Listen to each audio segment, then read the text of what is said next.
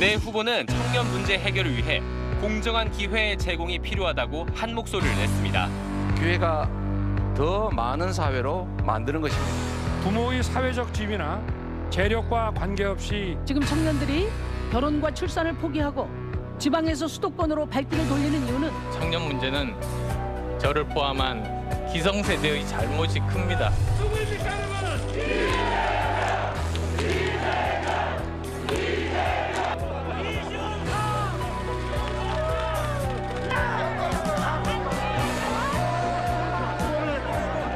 대한민국 대전환 이재명은 합니다. 이 지긋지긋한 부패하고 무능한 정권을 반드시 심판해야 합니다.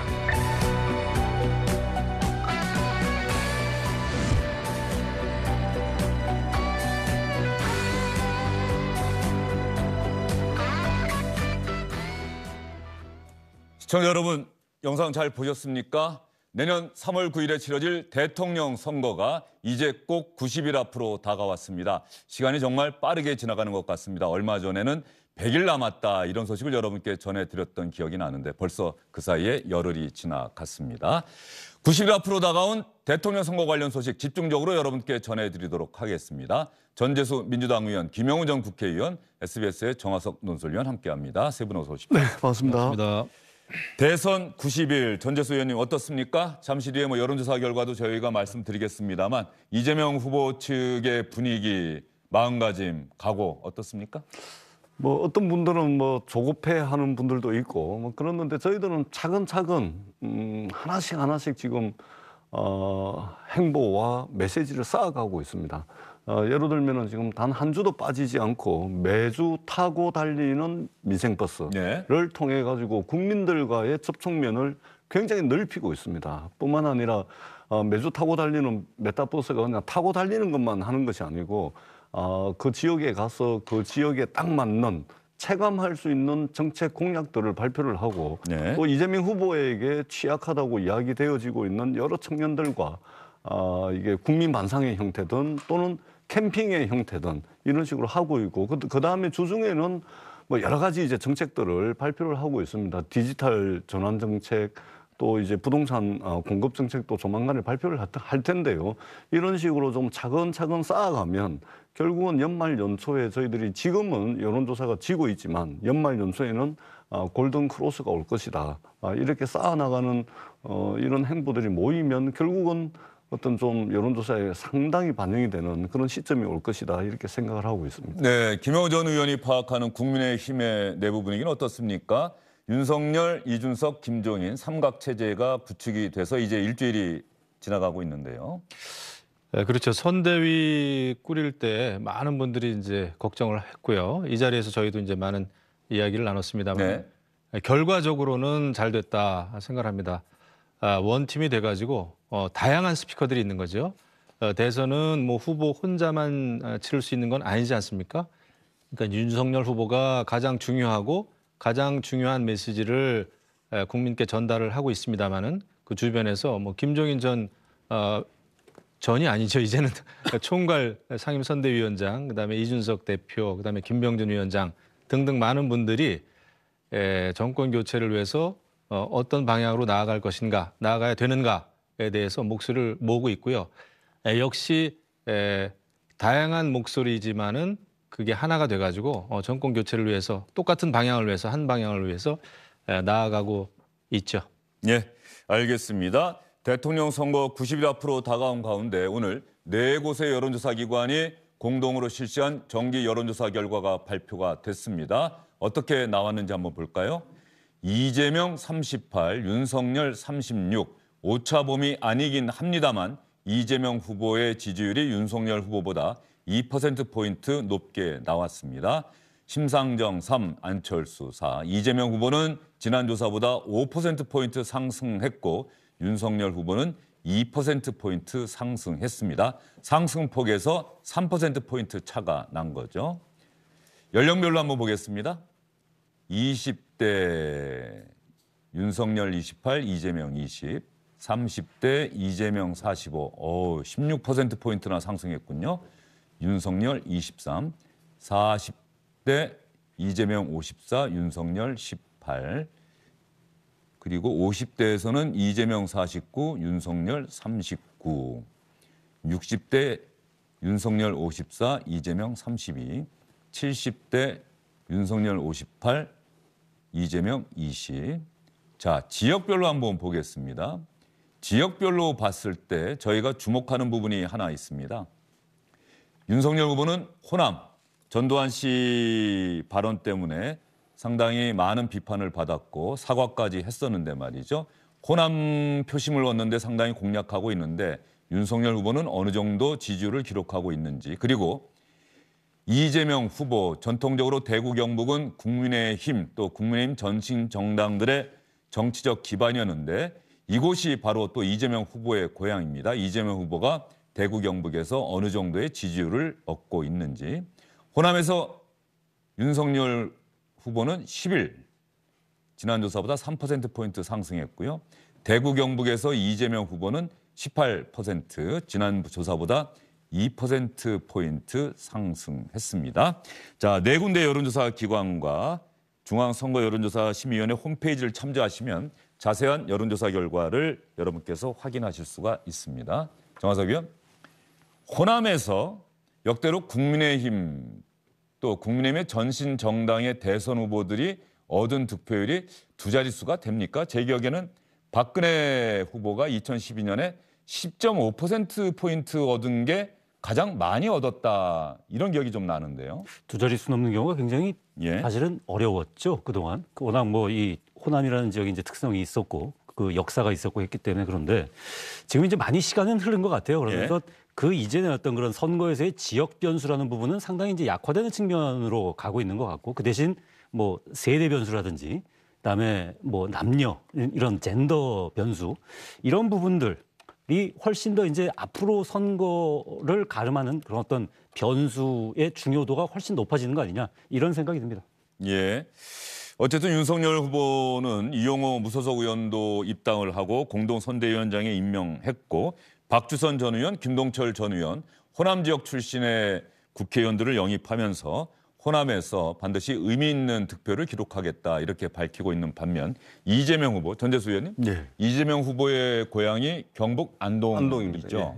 그래서 아마 안동도 상당히 일찍이 방문했던 기억이 나고, 방문했을 때 경북 도민의 노래도 또 불렀다면서요. 아직도 외우고 있다, 이런 걸 보여준 것 같은데, 대구 경북 지역에서 이재명 후보는 어느 정도 득표를 했으면 좋겠다, 혹시 이런 마음을 우리 측근 의원들이나 캠프에다 좀 피력한 적이 있습니까? 가능하면 많이, 한 표라도 더 득표를 했으면 좋겠다, 그런 이제 절박한 심정이 있습니다.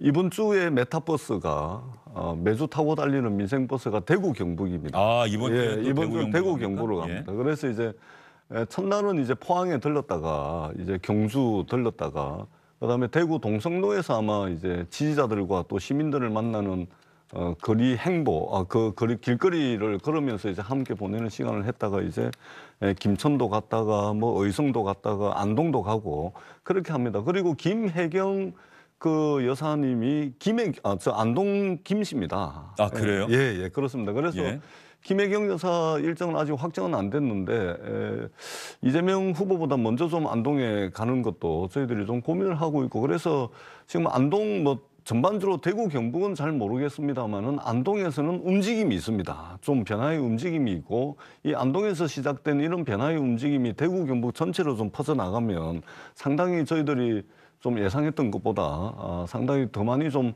득표를 할 수 있지 않을까, 이런 이제 바람을 가지고 있고, 최선을 다하고 이번 주 메타버스 대구 경북 다녀오면 지지율이 조금 더 오르지 않을까, 이렇게 저희들은 내다보고 있습니다. 제가 2012년 박근혜 문재인 후보가 맞붙었던 2012년의 대선 결과, 득표 결과를 보고 있는데 당시 문재인 후보가 대구에서 19.5%, 경북에서 18.6%를 얻었어요. 합산하면 19% 정도 얻은 셈인데 조금 전에 여론조사 한번 지역별 다시 한번 볼까요? 이재명 후보가 18% 정도 나왔던 걸로 기억을 해요. 그러면 이거보다 훨씬 더 받을 것 같습니다. 지금 여론조사는 저 정도 나오지만 더 많이 받을 훨씬 것이다. 더 받을 것 같습니다. 그 근거는 뭡니까? 자신감에? 기본적으로 안동 출신이고요. 안동에서 변화의 바람이 불고 있습니다. 그래도 그렇게 가난한 화전민 집안에서 저렇게 악정고투, 고군분투 해가지고 오로지 실력으로 대한민국 집권 여당의 대선 후보가 됐다는 것에 대한 안동 고향에 계신 분들의 상당히 이런 반향이 있습니다. 이것이 저는 여타 대구 경북으로 좀 바람이 불 거라고 좀 생각을 하고 있고, 특히 이재명 후보가 정말로 간절한 마음으로 대구 경북에 지금 공을 들이고 있습니다. 그렇기 때문에 저희들은 역대 민주당이 기록했던 득표했던 대구 경북에서 최다 득표를 할 것이다. 이렇게 저는 믿어 의심치 않고 더 열심히 하도록 하겠습니다. 자, 그리고 2012년 대선 때 박근혜 후보가 광주에서 7.8, 전남에서 10, 전북에서 13.2 해서 제가 얼추 계산해 봤더니 평균 잡으면은 10.3%포인트 정도예요. 지금 윤석열 후보가 조금 전 여론조사 보면은 호남 지역에서 11% 정도의 지지를 받는 것으로 나타났거든요. 뭐 윤석열 후보 측에서는 내심 한 20%까지 끌어올릴 수 있겠느냐, 뭐 이런 또 목표도 있을 것 같은데 말이죠. 앞으로 올라갈 가능성은 굉장히 크다고 봅니다. 왜냐하면은 지금까지 사실 어찌 보면은 굉장히 귀한 시간이었는데 선대위 꾸리는데 시간을 좀 많이 허비한 감이 없잖아 있잖아요. 그런데 이제 김종인 전 위원장이 이제 총괄 상임위원장을 맡으면서 또 호남 출신이고, 그 다음에 말씀하신 대로 박주선, 김동철 전 의원, 또 이용호 의원이 이제 국민의힘에 입당이 됐는데, 아마 이런 분들 중심으로 해가지고 호남에 공을 많이 드리려고 합니다. 그리고 윤석열 후보도 정말 이제 호남이 홀대받는 일은 없게 하겠다, 이렇게 아주 각오를 다지고 있고요. 그래서 그쪽에 많은 공을 드리려고 하고 있고, 그다음에 이제 그 선대위가 꾸려진 만큼 그 시너지 효과가 이제 많이 좀 날 것 같아요. 다양한 스피커들, 상당히 어떤 메시지의 전파력이 있는 이런 그 선대위 아닙니까? 그래서 김종인 그 총괄 위원장도 그렇고, 김병준, 또 이준석 대표도 아주 이번에 보니까 윤석열 후보하고 상당히 젊은 층들의 지지를 확보하는 데 있어서 노력을 많이 해주고 있고, 그다음에 어딜 가나 윤석열, 이준석 대표하고 사진을 찍고 싶어 하는 많은 유권자들이 있다고 그럽니다. 특히 이제 청년층에서 말이죠.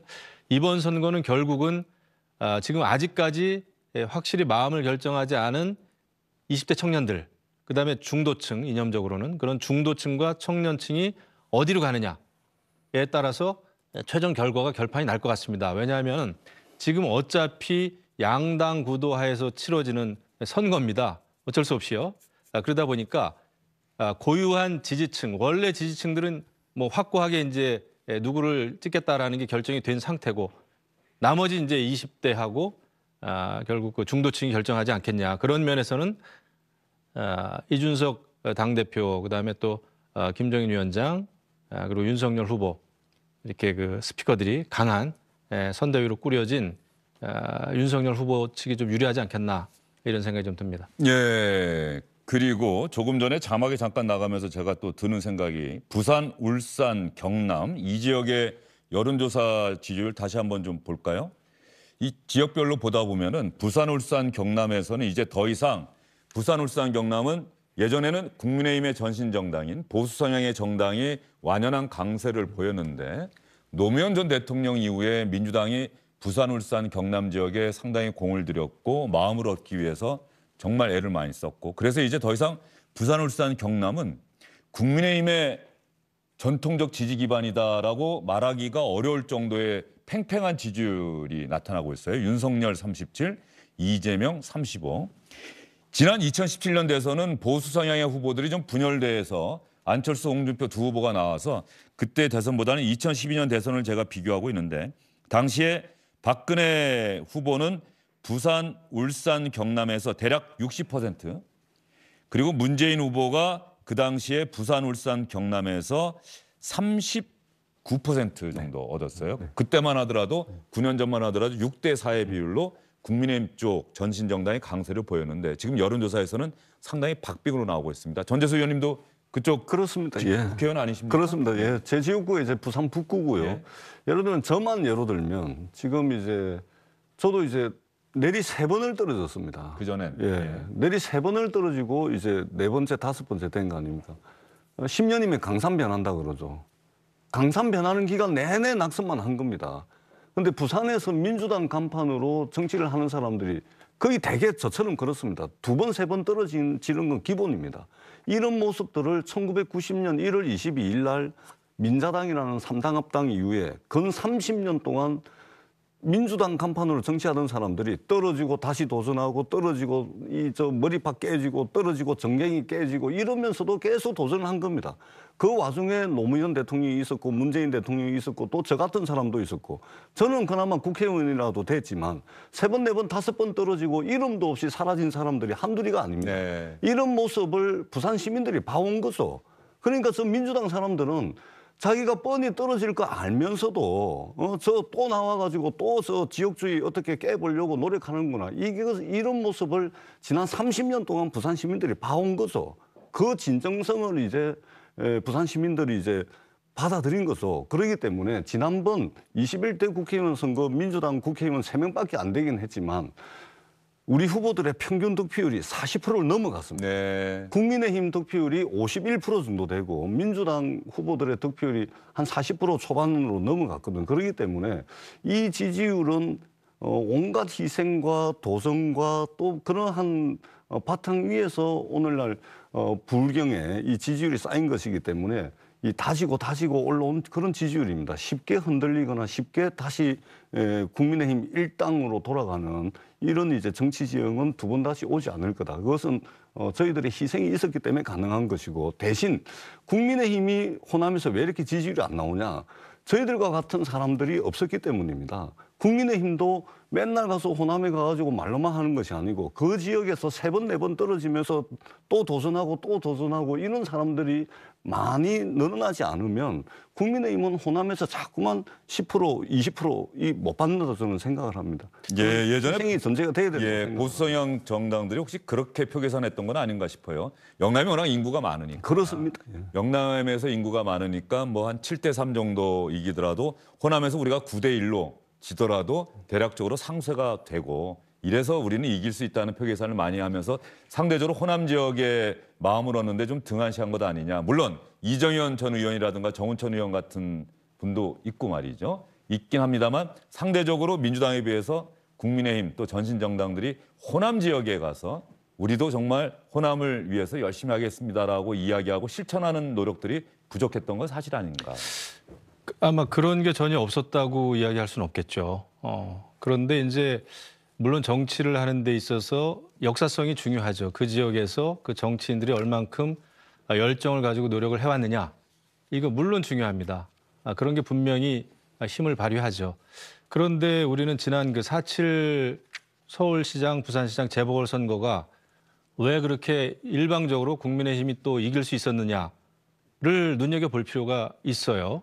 그러니까 정치에 있어서 역사성도 중요합니다만은 워낙 지난 5년 동안에 문재인 정부가 어떻게 보면 무너뜨린 공정의 가치라든지 또 여러 가지 그 갈등, 국민들 간의 분열 이런 거에 실망한 많은 사람들이 이제 정권 교체의 열망으로 지금 나타나는 거 아닙니까? 숫자적으로 나타나고 있잖아요. 그래서 지난번에 박형준 부산시장이 압도적으로 부산에서 이겼단 말이죠. 이것은 무엇을 의미하는 거 하니? 정치라는 게 지역 감정도 중요하고 역사성도 중요합니다만은 결국 현 정부가 어떻게 해왔느냐, 네. 문재인 정권이 어떻게 해왔느냐, 얼만큼 국민들을 실망시켰느냐, 또 지금 경제 사정이 어떻느냐, 또 코로나 정책은 잘 해왔느냐라고 하는 결국 어쩔 수 없이 현 정권에 대한 심판의 성격을 피할 수가 없습니다. 그래서 국민의힘이 더 겸손하게 잘해야 되겠죠. 부울경 지역에서 더 열심히 해야 될 겁니다. 그래서 아마 지금 윤석열 후보도 그렇고요. 새로 짜여진 선대위가 그런 방향으로 나아가지 않겠나 이런 생각을 해봅니다. 네, 다시 여론조사로 돌아가 보도록 하겠습니다. 여론조사 돌아가서 조금 전에 네 군데 여론조사 기관이 함께했던 전체 다자 대결 구도 다시 한번 좀 봤으면 좋겠어요. 네 군데 여론조사 기관이 함께 실시한 이재명 38, 윤석열 36. 이게 아마도 윤석열 후보가 지난달 5일에 국민의힘 후보로 선출된 이후에 MBS 4군데 여론조사 기관이 실시한 여론조사에서 오차범위 아니긴 합니다만 이재명 후보가 이기는 것으로 나타난 것은 처음이다. 한 달여 만에 처음이다. 정화석 의원 맞죠? 그렇습니다. 아까 전재수 의원 나오셔가지고 연말 연시쯤 골든크로스 목표로 하고 있다라고 말씀을 하셨는데 이걸로 보면 지금 골든크로스죠. 근데 사실은 지금 여론조사 나오는 게 워낙 이 여러 가지 방식에 따라서 나오는 결과가 상당히 좀 차이가 있습니다. 아, 그래요? 예. 당장 오늘만 해도 이 지금 MBS 나온 이 조사하고 똑같은 방식으로 조사한 국민일보가 이 KSY 한국사회여론 연구소에 이 조사를 의뢰해서 한 똑같은 조사 방식의 그 조사 결과가 있거든요. 그거를 보면은 그 이번에는 한 윤석열 후보가 한 5 내지 6%포인트 정도 앞선 걸로 나와요. 예. 그래서 이게 똑같은 조사 방식으로도 이렇게 지금 차이가 나거든요. 그 두 조사 방식에서 사실은 차이가 나는 거를 애써서 찾아봤습니다. 찾아봤더니 응답률에서 차이가 나더라고요. 그래서 지금 이 MBS 같은 경우 응답률이 한 28, 9%에 달하고 그다음에 그 이 KSY에서 한 여론조사의 응답률은 10한 2, 3% 정도 되는데 결국 응답률의 차이에 따라서도 이렇게 지금 차이가 나고 있거든요. 그래서 지금 현재 뭐 몇 퍼센트 이겼다 졌다 이런 거는 뭐 진영 내에서 뭐 사기 진작 내지는 좀 더 분발하자 이런 식으로 소비될 수 있을지 몰라도 이런 여론조사 결과 자체가 지금 현재 누가 이기고 있다라는 얘기를 하기는 굉장히 어려운 거 아니냐. 다만 추이를 보면 지금은 이 지난 한 달 동안은 계속 이재명 후보의 상승세가 좀 있었던 게 사실이고 윤석열 후보가 상대적으로 이 국민의힘 후보로 선정된 이후에 컨벤션 효과가 사그러지고선 지금 이제 다시 출발선에 쓴 거 아니냐. 지금 D-90이라고 하는데요. 지금으로부터 석 달 전, 그러니까 9월 9일 똑같은 MBS에서 한 조사 결과를 한번 찾아봤어요. 그랬더니 이재명 후보가 25%, 윤석열 후보가 17%였더라고요. 물론 이때는 아직 이 여야 후보가 결정되지 않았기 때문에 여기에는 이낙연 후보도 들어가 있었고 홍준표 후보도 들어가 있었고 다 들어있는 상태였습니다. 어쨌든 간에 이 9월 9일, 10월 9일, 11월 9일, 12월 9일 지금 석 달 동안만 해도 계속 바뀌고 있습니다. 앞으로 90일 동안에도 여러 번 바뀔 수 있다는 거. 이 후보들 그다음에 여야가 어떻게 하느냐에 따라서는 앞으로도 굉장히 많은 고비가 있을 거다라는 말씀을 드릴 수 있겠습니다. 그러면은 이번 대선도 상당히 박빙의 승부가 될 것 같다 이런 생각이 드는데 말이죠. 갤럽이 오늘 발표한 여론조사 결과도 여러분과 함께 공유하도록 하겠습니다. 이재명 36.3, 윤석열 36.4. 두 후보 모두 소폭 하락했습니다만 윤석열 후보의 하락폭이 상대적으로 크네요. 심상정 3.5, 안철수 6.5, 김동연 1. 역시 마찬가지로 다 전화 면접 조사입니다. ARS가 아니고 면접원이 직접 전화를 걸어서 조사를 했다. 갤럽에서는 이렇게 나타나고 있는데 그러면 정권 재창출과 정권 연장, 정권 재창출과 그리고 정권 교체, 정권 심판 이 여론은 어떻게 나타나고 있는지 한번 보도록 하겠습니다. 4군데 여론조사 기관에서는 오차범위 아니네요. 46, 42. 이 MBS 여론조사는 좀 다른 여론조사 기관들의 이 정권 심판론, 국정안정론과 관련해서는 좀 차이가 있는 것 같습니다. 아마 질문에 있어서 정권 심판, 국정안정 어쨌든 다른 여론조사 기관들의 여론과는 좀 차이가 있는 것 같고요. 왜냐하면 당장 갤럽 한번 볼까요? 정권 교체가 소폭 하락하긴 했습니다만 지난 조사보다는 또 뭐 비슷하거나 약간 올랐고요. 54 정권 교체가 정권 유지가 35.4. 그러면은 MBS 여론조사에서는 4%포인트 차이에 불과했지만 여기는 어쨌든 간에 현재로서는 산술 19%포인트 정도 차이가 나는 거예요. 그렇죠? 그렇죠. 근데 저는 뭐 저걸 보면 조금 이해가 되네요. 왜냐하면은 국정 안정이라고 질문을 하면은 국정 안정은 그 말 자체로는 좋은 말 아닙니까? 그러면 국정 안정에 대해서 긍정적으로 답변할 가능성이 높아지겠죠. 그렇게 되면은 그게 결국은 이제 정권 교체가 아니라 정권 유지 쪽으로 나타날 겁니다. 그래서 아까 우리 정화석 논설위원께서 말씀하셨지만은 어떻게 묻느냐에 따라서 다르고 조사 기관마다 다르고 그 샘플에 따라서 다르고 ARS냐 아니면 직접 그 면접원 조사냐에 따라서 너무나 들쭉날쭉해요. 그래서 물론 그 여론조사라고 하는 것은 정치를 하는 이상 굉장히 중요하게 우리가 평가할 수밖에 없고 그렇죠. 하지만은 결국은 참고용입니다. 그리고 열심히 해야 되고 그리고 이 숫자에 너무 일희일비해가지고 본인이 했던 말이나 본인들이 내세웠던 공약이나 정책을 하루아침에 뒤집는다든지 이런 것은 바람직하지 않을 것 같아요. 정치라고 하는 게 사실 참 어렵죠. 그럼에도 불구하고 정치는 국가의 미래를 내다보고 또 국민들의 그 행복한 삶을 위해서 선도해 가야 되는 입장이죠. 그래서 굉장히 어려움이 있다면은 그 어려움을 국민들께 설명드리고 설득하고 호소하고 이렇게 해가지고 앞으로 끌고 나가야지 어떤 그 사안에 대해서 정책에 대해서 뭐 조금 반대에 부딪힌다고 바로 또 뒤집는다든지 이러면 안 되지 않을까 이런 생각이 들어요. 왜 제가 이런 말씀드리냐면 솔직히 이재명 후보가 그런 모습을 많이 보이지 않았습니까? 그리고 또 말했던 것을 금방 뒤집는다든지 아니면은 말했던 게 그게 진실은 아니다. 존경하는 박근혜 대통령이라고 했다가 내가 정말 존경을 해서 존경하는 박근혜라는 표현을 쓴 게 아니다. 그 말을 믿는 사람이 어디 있겠냐. 이런 식으로 이야기한단 말이죠. 또 이재명 후보 비판적으로 말이 이런 것은 아니지 않느냐라는 말씀을 좀 드리고 싶으십니다. 예. 그럼 이렇게 얘기하셨으니까 전재수 의원님께 말씀드릴 기회를 안 드리면 또 불공정하다고 나중에 얘기하실 것 같아요. 예. 아니요, 뭐 이거 가지고 그 불공정까지는 아니고요. 예. 근데 참 이게 그 우리 김영우 의원님 말씀을 전적으로 제가 다 수용한다 손 치더라도 제발 좀 우리 윤석열 후보는 뒤집어 엎을 만한 정책이라도 좀 있었으면 좋겠습니다. 그런 생각이 들고요. 이재명 후보가 이야기를 했던 그 메시지의 의미는 뭐냐면 그냥 막 국민들이 그냥 막 반대하면 그냥 막 공약도 엎어보고 했던 약속도 뒤집겠다 이것이 아니고 주권자 국민에 대해서 이야기를 한 겁니다. 그리고 민주공화국이라는 게 어떤 겁니까? 권력이라는 것이 대통령과 정부에 있는 것이 아니고 국민에게 있는 거 아닙니까? 그처럼 이제 국민 주권주의를 이야기한 것이지 구체적으로 국토부 유세를 철회한 게 아닙니다. 국민들께 소상하게 데이터도 제공하고 또 여러 가지 이제 논리도 제공해가지고 소상하게 설명하고 설득했을 때 그럼에도 불구하고 반대를 하면 당연히 주권자 국민의 뜻에 따르는 것이고 그리고 권력이 국민에게 있기 때문에 국민의 뜻을 받들겠다. 이런 이제 원론적 차원에서 국민 주권주의와 민주공화정의 원리에 대해서 말씀을 드린 것인데 마치 공약을 뒤집은 것처럼 이렇게 말씀을 하십니다. 이재명 후보 하면 떠올리는 게 공약 이행률이 90%입니다. 맨날 철회하고 그렇게 했으면 공약 이행률이 90%가 되겠습니까?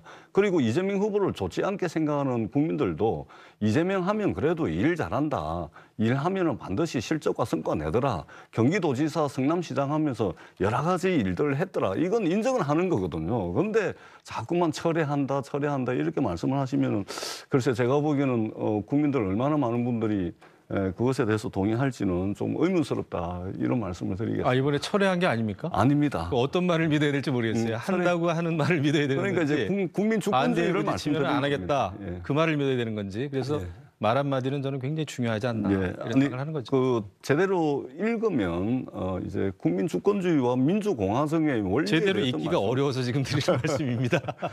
알겠습니다. 여기까지 두 분의 이야기를 듣고요. 안녕하십니까, 주영진입니다. 더 많은 뉴스와 라이브 이벤트를 보고 싶으시다면 화면 오른쪽을 눌러서 구독해 주시기 바랍니다. 저희 SBS 앱을 다운로드 받으시면 뉴스 속보 알림도 받아보실 수 있습니다. 텔레비전으로도 SBS 뉴스, 유튜브로도 SBS 뉴스 잊지 마시기 바랍니다.